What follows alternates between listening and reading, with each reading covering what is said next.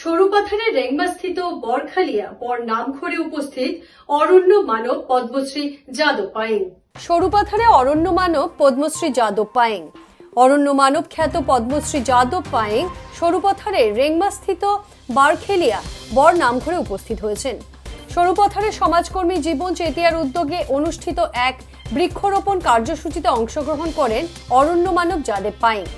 অনুষ্ঠানে অংশগ্রহণ করে সরুপাথারের সমাজকর্মী জীবন চুতিয়ার প্রচেষ্টার ভূয়সী প্রশংসা করেন। এই অনুষ্ঠানে অংশগ্রহণ করে তিনি বলেন, অসমের বিভিন্ন স্থানে ব্যাঙের ছাতার মতো গড়ে উঠেছে কাঠমিল। এই কাঠমিল সমূহ বন্ধ করা উচিত। তার ফলে গাছ কাটার পরিমাণও যথেষ্ট পরিমাণে হ্রাস পাবে।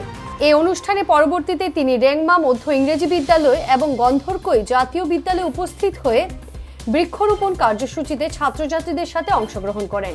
সরুপাথারে অরণ্য মানব পদ্মশ্রী যাদব পায়েং। অরণ্য মানব খ্যাত পদ্মশ্রী যাদব পায়েং সরুপাথারের রেংমাস্থিত বারখেলিয়া বর নামঘরে উপস্থিত হয়েছেন। সরুপাথারের সমাজকর্মী জীবন চেতিয়ার উদ্যোগে অনুষ্ঠিত এক বৃক্ষরোপণ কার্যসূচিতে অংশগ্রহণ করেন অরণ্য মানব যাদব পায়েং।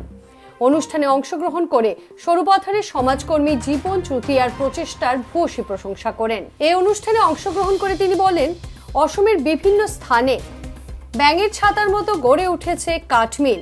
এই কাঠমিল সমূহ বন্ধ করা উচিত। তার ফলে গাছ কাটার পরিমাণও যথেষ্ট পরিমাণে হ্রাস পাবে। এই অনুষ্ঠানে পরবর্তীতে তিনি রেংমা মধ্য ইংরেজি বিদ্যালয় এবং গন্ধর্কই জাতীয় বিদ্যালয়ে উপস্থিত হয়ে বৃক্ষরোপণ কার্যসূচিতে ছাত্রছাত্রীদের সাথে অংশগ্রহণ করেন। বনদস্যুসকলে জনা দৰকাৰ, গছ কটাটোৱে ডাঙৰ কথা নহয়। তেওঁলোকে কাটি কি কৰিব?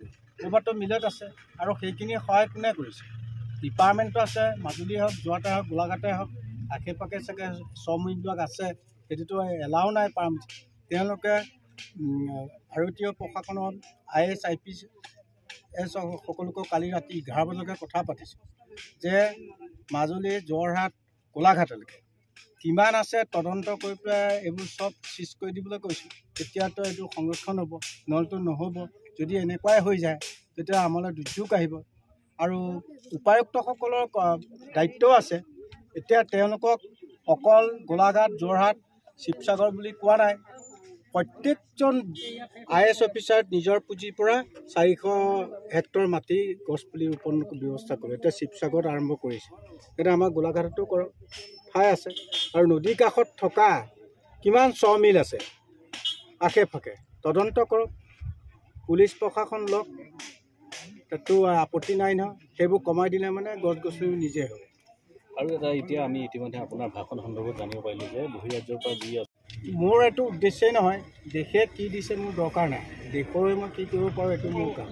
পৃথিৱীৰ হৈ মই কি কৰিব, কোনোবাই দিছে, কাটিছে, কিহৰ বাবে কাটিছে মোৰতো প্ৰয়োজন নাই। কিন্তু মোৰ কামটো আধৰুৱা হ'ল, কাৰণ সেই পইচাটো মোক ভাত খাবলৈ মোক দিয়াও নাছিল আৰু মই খোৱাও নাছিলোঁ। ক'ৰ পৰা দিছিল? এইটো টাইৱানৰ ৰাষ্ট্ৰপতি দিছিল।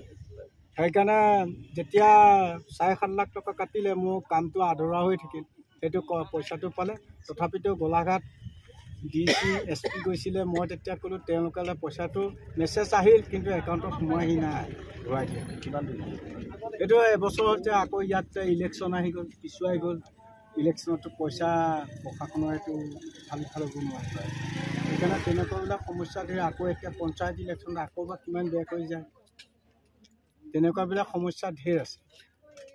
কাটোতে 5 মিনিটো নালাগে, 1 মিনিটো নালাগে, কিন্তু দিব সময়লৈ বহুত বছৰ লাগে। কিমান দিছিলে আৰু কি কাৰণে দিছিলে? এতিয়া তোমাৰ বস্তু বাহিনী থ'বলৈ জেগা নাই। কিতাপ পত্ৰ আচবাব যিমান দিছে পৃথিৱীৰ মানুহে, থ'বলৈ জেগা নাই। সংগ্ৰহালয় এটা বনাই লওঁ, সেইকাৰণে বনাই লৈছিলোঁ।